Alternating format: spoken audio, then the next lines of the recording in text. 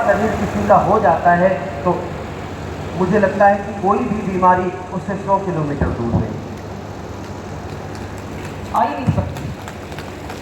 जो 10 कदम चलना सीख गया, भगवान श्री कृष्ण को आपने देखा होगा महाभारत युद्ध काल में अर्जुन को समझाते हैं तो जब भी समझाया उन्होंने बैठ करके नहीं समझाया।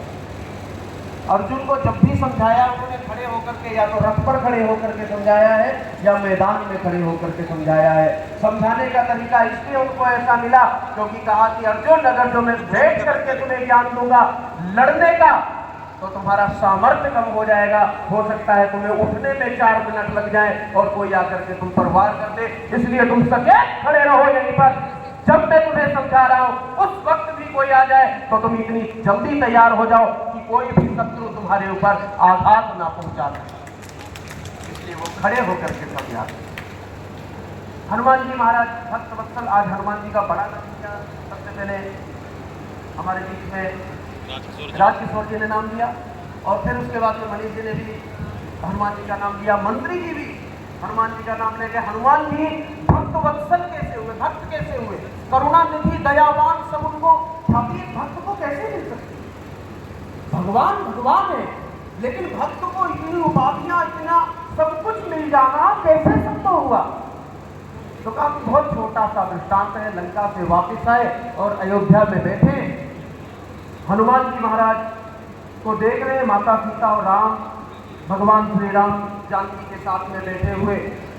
जानकी कहती है कि देखो प्रभु, हनुमान जी ने हमारे लिए इतना कुछ किया और इन्होंने आज तक कुछ नहीं मांगा, ना ही हमने कुछ किया।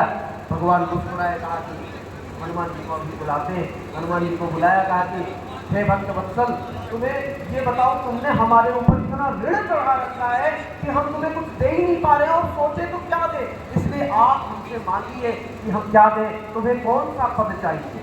हनुमान जी महाराज सुनते ही आंख बंद कर लेते हैं, जब तक मैया सीता बोलती है कि विभीषण को लंका का पद दे दिया, सुग्रीव को किष्किंधा का पद दे दिया और निषाद राज को उनको भी राजा का पद दे दिया, मैंने खुद अयोध्या का पद ले लिया लेकिन तुमने कोई पद नहीं लिया। हनुमान जी घुटने के बल बैठते हैं, भगवान श्री राम के दोनों चरणों पर अपने हाथ रख करके कहते हैं प्रभु, विभीषण को भी एक पद मिला, सुग्रीव को भी एक पद मिला, निषाद राज मुख को भी एक पद मिला और आपको भी एक पद मिला, लेकिन मैं सौभाग्यशाली हूं कि आप मेरे हाथों में तो दो पद। मुझे लगता है तुमको भूख नहीं लगती होगी, मुझे भी लगी जाती है, मुझसे ऐसा नहीं। तो भूख लगने की भी वजह होती है। और योगाचार्यों, मैंने देखा योगाचार्यों का जो जीवन होता है ना, बड़ा अद्भुत होता है। मैंने बहुत करीब से देखा, मैं जाता रहता हूँ कार्यक्रमों में, तो वो थोड़ा थोड़ा खाते हैं, बहुत थोड़ा थोड़ा, लेकिन कई बार खाते हैं।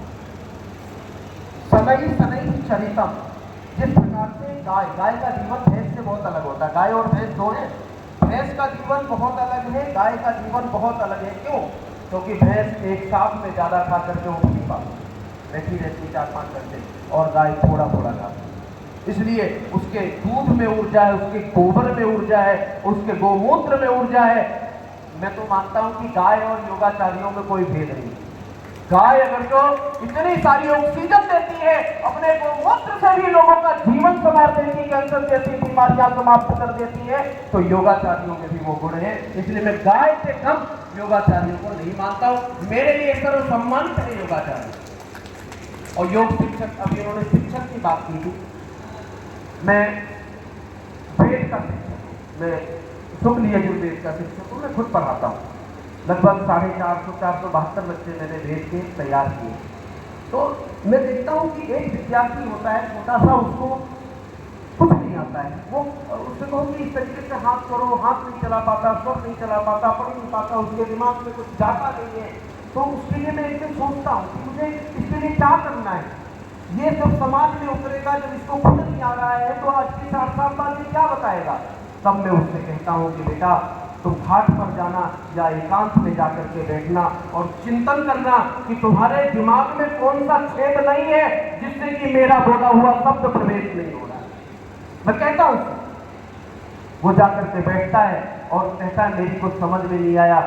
मैं कहता हूँ कि मैं समझ गया, कुछ समझ में तुम्हारी आए ना आए, लेकिन हम समझ गए, तुम्हारी समझदारी का क्षेत्र ही नहीं खुला है, इसलिए तुम्हारे दिमाग में नहीं जा रहा है। अब तुम एक काम करो, तुम ये माला लो, तुम ये गोमुखी लो, आसन लो और गंगा तट पर बैठ जाओ जाके, तुम इस मंत्र का जाप करना शुरू करो। सुराग होता है हमारी दृष्टि में, इस दीवार में छेद करना है तो किसी को बुला करके सुराग करवाना पड़ता है। तो मैं उस विद्यार्थी के जीवन में सुराग करता हूँ, उस छेद को खोलता हूँ, तब डालता हूँ उसके जीवन में उस वेदांत को, उन शास्त्रों को।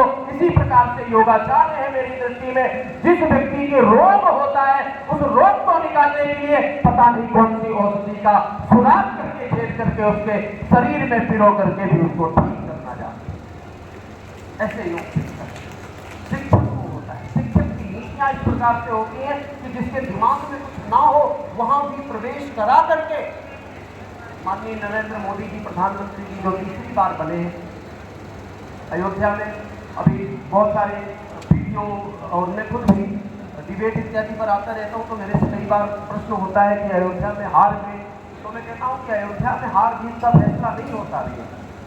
अयोध्या तो भगवान राम की, और भगवान राम जिसे चाहते हैं जिताते हैं, जिसे चाहते हैं हराते हैं। कैसे? तो मैंने उनको बताया, मैंने कहा कि अकबर राजा थे और एक हमारे मंत्री, उन्होंने कहा जा करके कि ये राजा रंग कैसे होता है, रंग राजा कैसे होता है, सब कहानी लोग जानते होंगे। तो मैंने उनसे कहा, मैंने कहा कि देखिए जो काम उन्हें करना था वो यहाँ करके गए हैं, अब और कुछ काम करना है, क्योंकि भगवान राम किसी पर ऋण नहीं छोड़ते, वो ऋण नहीं छोड़ते। वो भगवान राम का जो दास होता है वो एक बार जरूर सोचता है मैंने कहीं कोई भूल तो नहीं कर दी, मैं परेशान क्यों हो गया। क्योंकि भगवान परेशान नहीं करते, लेकिन भगवान इतना पुष्ट कर देते हैं, इतना संतुष्ट कर देते हैं कि उसे जीवन में परेशान होने की आवश्यकता नहीं पड़ती। जो भूल होती है वो तत्काल सुधर जाती है, आगे उसकी जगह नहीं रहती है। इसलिए अयोध्या में भगवान श्री राम जब यहाँ जैसे 22 तारीख को स्थापना दिवस था तब भी मैं आया था, बीच में सांस्कृतिक कार्यक्रम था उसमें भी हम आए थे। जो हम देख रहे हैं इस अयोध्या में जो स्पंदन हुआ है, जो ऊर्जा मिली है, जो यहाँ पर सरयुग की कलकल धारा जो निनाद कर रही है, जो भगवान राम का नाम स्मरण करने मात्र से शरीर का रोम रोम हर्षित हो रहा है, वो मुझे लगता है कि जिस दिन से वो आए हैं, जिस दिन से वो आए हैं, हमारा भारत राष्ट्र सजग हो गया, सुरक्षित हो गया, क्योंकि हमें हमारा राजा मिल गया है, हमें हमारे राजा मिल गए हैं और हम प्रजाजन सब सुखी हैं, सब आनंदित हैं। सबसे पहले मैं धन्यवाद देना चाहूँगा योग शिक्षक संघ के राष्ट्रीय अध्यक्ष श्री मंगेश त्रिवेदी जी, हमारी मंगेश त्रिवेदी जी, जिन्होंने पूरी चैतन्यता के साथ में रात दिन एक करते हुए इनकी, आप सोचो कि मेरी इनकी बात कब होती होगी, क्योंकि मैं भी बिजी रहता हूँ, मेरी बिजी 12 बजे के बाद हमारी जब भी बात होती है तो रात को 12 बजे के बाद तो होती है 1 बजे 2 बजे। किस विषय पर? कि हमें योग शिक्षक संघ को किस प्रकार से आगे ले जाना है, किस प्रकार से बढ़ाना है और क्या क्या करना है, वो मैं यहाँ बैठ करके भी सोच रहा था। जब मंत्री जी आने से पहले तो हम सोच रहे थे और मेरे मन में आया है, मेरे मन में यह आया है कि आज अयोध्या में इस कार्यक्रम को करने के पश्चात मैं आपसे ये सौहार्द से और गर्व के साथ कह सकता हूं कि आगे आने वाले समय में 2 से 3 महीने बाद का जो कार्यक्रम होगा वो दिल्ली या एनसीआर में होगा, और उस कार्यक्रम को देखने के लिए लोग बार बार फोन उठा करके कहेंगे कि मेरा ऐसा कार्यक्रम और ऐसे योग शिक्षक संघ के लोग सामने से क्यों नहीं देखे, उन्हें पछतावा जरूर होगा। क्योंकि योग शिक्षक संघ वो करने जा रहा है, योग शिक्षक राष्ट्रीय योग शिक्षक संघ और योग शिक्षक संघ के माननीय राष्ट्रीय अध्यक्ष और इनकी पूरी टीम, छोटे से लगा करके बड़े तक, शायद उनको भी अभी नहीं पता होगा जो इनके मुंह से आने वाले समय में उद्घोष होने जा रहा है। वो योग शिक्षक संघ एकमात्र ऐसी संस्था होगी जो जीव का कल्याण करेगी और सर्वजन हिताय सर्वजन सुखाय, सब रोगों का नाश करने का और सब शरीरों की ऊर्जा का स्रोत बनने वाला है योग शिक्षक संघ। हमारे मंगेश त्रिवेदी जी, जिन्होंने इतना परिश्रम करते हैं, जो निरंतर। अब मैं कहता हूँ कि प्रत्येक योग शिक्षक संघ का, चाणक्य ने एक बात कही, चाणक्य ने कहा कि तुम आगे बढ़ रहे हो तो बहुत अच्छा, और तुम अगर जो तुम्हें लगता है कि जीवन में तुम आगे नहीं बढ़ पा रहे हो, तो जो तुम्हारे सामने चल रहा है उसकी पीठ पर हाथ रख देना कि तुम चलो इंजन बनो मेरे साथ। तो अगर जो आप आगे बढ़ रहे हैं तो ये उठाएंगे आपको, हम बढ़ाएंगे। अगर जो आपको लगता है कि आपके अंदर थोड़ी सी भी पैर चलाने की क्षमता कम है, तो इनको धक्का देते चले जाना।